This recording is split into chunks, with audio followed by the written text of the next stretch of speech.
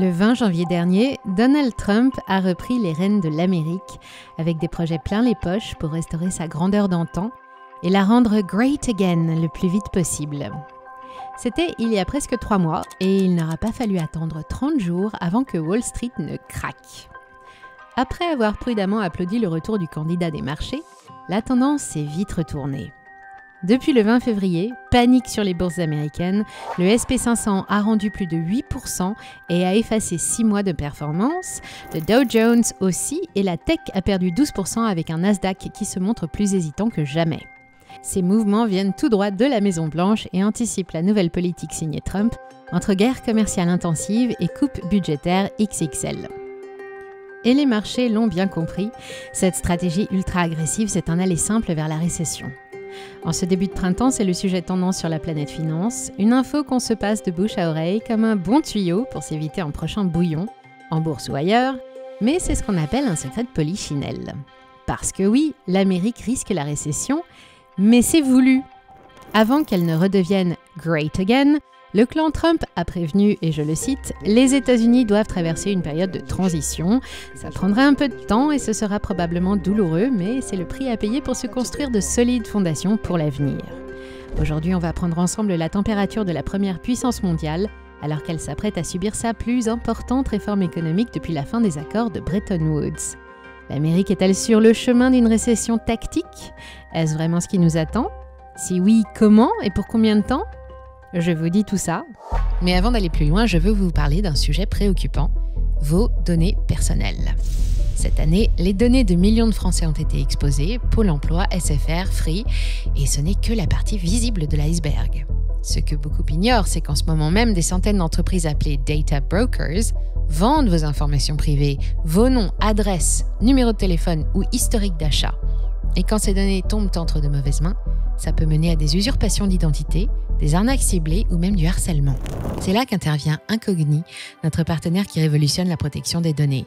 Son service automatisé contacte ces data brokers pour exiger la suppression de vos informations personnelles. Plus besoin de le faire manuellement, ce qui prendrait des centaines d'heures. Incogni s'occupe de tout et veille à ce que vos données restent privées. En ce moment, profitez d'une réduction exceptionnelle de 60% sur l'abonnement annuel avec le code MoneyRadar. C'est l'occasion idéale de reprendre le contrôle de vos données personnelles. Rendez-vous dans la description pour en profiter.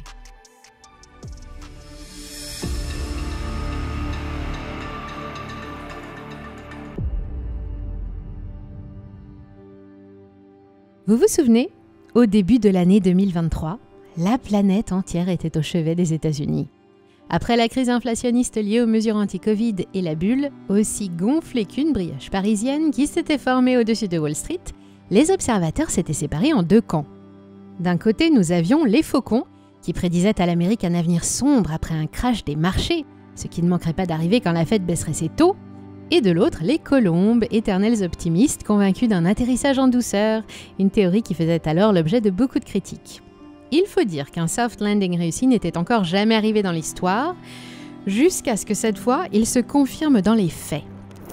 Finalement, l'Amérique avait surpris le monde entier en évitant la récession, et de quelle manière? Après 1,9% de croissance en 2022, l'activité a bondi de 2,5% en 2023, et elle a remis ça de 2,8% en 2024. Voilà de quoi clouer le bec aux experts de la prévision économique qui se sont tous plantés en beauté. Celui qui les a fait se tromper, c'est Joe Biden, qui se félicite d'être parvenu à faire atterrir les États-Unis en douceur grâce à ses Bidenomics, sa politique économique rien qu'à lui. Des mesures audacieuses ont permis à l'économie américaine de rester debout, alors qu'une chute plus ou moins violente de l'activité semblait inévitable, un vrai miracle. Et c'est sur cette victoire éclatante que l'ancien président a remis les clés de la Maison-Blanche à son successeur en lui souhaitant bonne chance. Mais les premiers audits révèlent rapidement que l'Amérique est loin d'être aussi prospère qu'elle n'y paraît. Derrière les excellents fondamentaux de la croissance, de l'emploi et de la consommation, se cache une réalité que beaucoup d'agents économiques connaissent à toutes les échelles et partout dans le monde, le surendettement. Pendant 3 ans, les dépenses publiques titanesques financées par l'emprunt ont artificiellement soutenu la croissance et éloigné la récession. L'argent public infini a donné le change face au marché, mais il a aussi lancé le pays dans une course à l'endettement de plus en plus folle. Avec une dette estimée à 36 000 milliards de dollars au 1er janvier dernier, contre 28 400 milliards 4 ans plus tôt, Joe Biden a créé à lui tout seul 7 600 000 milliards de dollars de dettes supplémentaires durant son mandat, c'est 2 fois plus que ses prédécesseurs. L'homme qui a signé le plus de contrats de crédit dans toute l'histoire de l'humanité, c'est lui. Si Kamala Harris avait remporté les élections et continué les Bidenomics, la dette aurait alors dépassé les 42 000 milliards fin 2027. Difficile de se représenter un tel montant. Dans le jargon, emprunter pour payer un autre crédit et continuer à dépenser sans compter, ça porte un nom, ça s'appelle de la cavalerie et à l'échelle d'une société ou d'un particulier, c'est illégal. Si vous gagnez 2 000 € par mois et que vous devez en dépenser 2 500 pour payer vos dettes, n'importe quel banquier vous indiquera le chemin vers la Banque de France la plus proche de chez vous pour monter un dossier de surendettement. Mais pour un pays, c'est différent. On appelle ça « rouler la dette » et c'est même la base du modèle économique anglo-saxon, un système répandu en Occident et apprécié parce qu'il permet de créer de la richesse et de la croissance à partir de rien, très pratique quand on manque de ressources. Depuis environ 20 ans, les dirigeants américains qui se sont succédés au pouvoir ont pris la fâcheuse habitude de puiser de l'argent dans le chaudron magique au moindre pépin, avec comme résultat un truc un peu dingue. Depuis 2008, la dette grandit plus vite que l'économie. Pas besoin d'avoir inventé la carte à puce pour comprendre que ça ne pourra pas durer infiniment. Alors, que s'est-il passé sous le mandat de Joe Biden ? Il n'est pas responsable de tout, évidemment, mais il a clairement perdu le contrôle. L'administration a mis en place plusieurs plans de soutien massif après le Covid, une facture totale de plus de 5 000 milliards de dollars. Comme en France, après le « quoi qu'il en coûte », cet afflux massif d'argent a provoqué de l'inflation. Elle a commencé à grimper à partir de mars 2021 et elle a obligé la Fed, la banque centrale américaine, à intervenir. Les taux directeurs ont alors grimpé, ils sont passés progressivement de 0 à 5,5 jusqu'à ce que les prix redescendent. En théorie, quand les taux remontent, les prix baissent parce que l'économie ralentit. Emprunter coûte plus cher, les ménages consomment moins et les entreprises investissent moins, et la récession n'est jamais loin. Mais pas cette fois, pas en 2023. Ce que nous montrent les statistiques, c'est que les prix ont bien baissé, avec une inflation de retour sous les 3% en mai 2023, mais qu'en échange, l'activité économique n'a pas reculé, soutenue par les énormes dépenses publiques. À la fin du mandat Biden, l'État fédéral empruntait jusqu'à 1 000 milliards tous les 100 jours. À aucun moment, le gouvernement n'a essayé d'arrêter, ni même de ralentir cette course à l'argent magique. Et ça n'a rien d'étonnant. Depuis 3 ans qu'elle est sous perfusion, l'économie américaine est devenue totalement addicte à son argent public. Si jamais les robinets venaient à se fermer, elle n'y survivrait certainement pas. Or, c'est justement ce que Donald Trump a décidé de faire. Make America Great Again va d'abord passer par la chasse aux coûts, une tâche confiée au nouveau bras droit de Donald Trump, le spécialiste de la restructuration Elon Musk, qui prend ses nouvelles fonctions très à cœur. En 2024, l'État fédéral américain a dépensé 6 752 milliards de dollars. C'est l'équivalent de 2 fois le montant de toutes les richesses créées en Angleterre l'année dernière. Ça fait beaucoup d'argent. Ce nombre a 13 chiffres, le Doge est mandaté pour l'étudier, le décortiquer, le disséquer jusqu'à la 4e décimale et pour le réduire de 30%. L'ennui, on l'a vu, c'est que l'économie américaine est dépendante de ses contrats publics et 2 000 milliards de moins, ce n'est pas rien. Et pour tendre encore un peu plus la situation, Donald Trump distribue les droits de douane comme des punitions. À ce sujet, rendez-vous le 2 avril pour savoir exactement qui sera mangé et à quelle sauce. À court terme, tout ça promet une forte hausse des prix des produits importés, des biens manufacturés, produits agricoles, électroniques, métaux ou minerais, et une baisse du pouvoir d'achat américain. Avec tout ça, il va manquer tellement d'argent que la récession va devenir inévitable, et les marchés s'alarment à chaque nouvelle annonce présidentielle. On se demande ce que fait Trump exactement.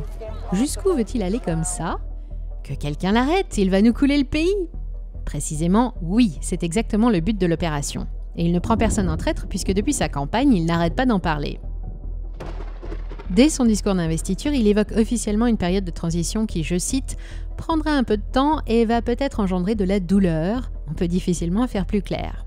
Pareil quand Scott Bessent, le secrétaire du Trésor américain, parle de changement de phase douloureux ou qu'il emploie l'expression « détoxification de l'économie », on ne peut pas dire qu'on n'a pas compris. Le plus gros client de l'Amérique, c'est elle-même, avec des dépenses publiques équivalentes à 25% de son PIB. C'est beaucoup trop selon Washington, sans compter que quand on emprunte uniquement pour continuer à rester son propre client, ça n'a plus aucun sens. L'objectif de Washington est donc de priver l'économie américaine d'une partie de son carburant public, et de la laisser dériver dans une sorte de démolition contrôlée jusqu'à ce qu'elle échoue quelque part, à la portée des marchés. Une fois à terre, le secteur privé sera encouragé à venir se substituer au pouvoir public pour rééquilibrer les sources de financement de l'économie.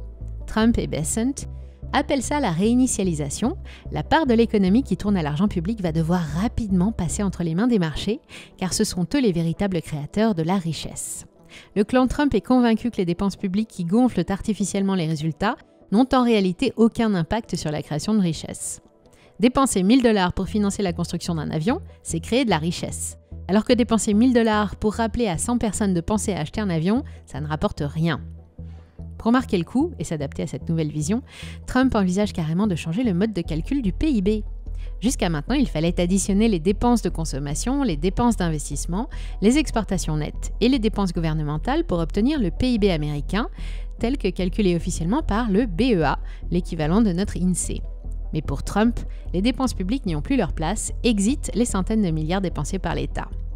Son PIB nouvelle formule se veut plus proche de la réalité économique des États-Unis, une transparence qui devrait à moyen terme séduire encore un peu plus les investisseurs. Mais ça, c'est à moyen terme, et dans l'immédiat, il va falloir courber le dos et laisser passer l'orage, au moins jusqu'à l'automne prochain.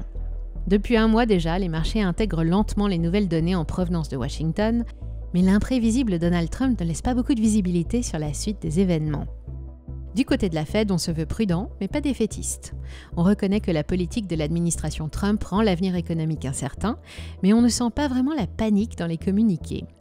Les prévisions de croissance ont été revues le 19 mars. Elles passent de 2,1% à seulement 1,7% pour 2025, un chiffre qui semble faire consensus, puisqu'il est aussi partagé par Goldman Sachs. L'inflation reprendrait légèrement, avec un indice des prix en hausse de 2,7% en 2025 contre 2,5% en 2024, et le chômage devrait monter de 0,1% pour atteindre 4,4% de la population active, un résultat qui reste modéré. En dépit de ces signaux ni encourageants ni dramatiques, la Fed a déjà prévu 2 baisses de taux de 0,25% pour finir l'année, entre 3,75% et 4%, de quoi donner des envies de dépenses des Américains. Même chose chez Morgan Stanley qui envisage aussi un ralentissement économique, mais pas de chute libre, une confiance qui peut s'expliquer de plusieurs façons. D'abord, il y a la politique de la Fed et les prochaines baisses de taux, un crédit qui reste accessible, c'est un signal plutôt rassurant. Ensuite, les mesures de relance qui accompagnent la cure détox, comme les baisses d'impôts ou les dépenses militaires, pourraient atténuer le choc des coupes budgétaires. Les observateurs comptent aussi sur la solidité des banques nationales, sur les profits de la tech, toujours élevés, et sur le billet vert qui garde toute la confiance des investisseurs internationaux en dépit des récentes attaques chinoises. Quant à Trump, on sait qu'il y a une chose qu'il déteste plus que CNN, l'idée d'une crise économique majeure sous son mandat. Enfin, et on a tendance à l'oublier, même si le Doge arrive à fournir une liste d'économies de 2000 milliards de dollars, il n'a aucun pouvoir. Son rôle est consultatif, il ne fait que suggérer, et au final, les décisions vont surtout dépendre du Congrès. Mais quelle meilleure raison qu'une grande bataille contre la dette et pour la puissance de l'Amérique pour convaincre les votants d'approuver le traitement, aussi brutal soit-il. Si vous étiez sénateur américain, face à un tel choix, vous feriez quoi? Est-ce que vous voteriez pour laisser monter la fièvre de la crise ou pour continuer à la retarder par tous les moyens? J'ai hâte de savoir si la politique des Trumpnomics vous a convaincu et comptez sur moi pour garder un œil sur la suite des événements. Et n'oubliez pas, si vous voulez protéger vos données personnelles contre les fuites et les reventes d'informations, pensez à Incogni. Son service automatisé nettoie et protège vos informations privées des data brokers. Profitez de 60% de réduction avec le code MoneyRadar, le lien est en description. J'espère que vous avez passé un bon moment devant cette vidéo. Merci à toutes et à tous pour votre fidélité. Restez curieux et je vous dis à très bientôt sur MoneyRadar.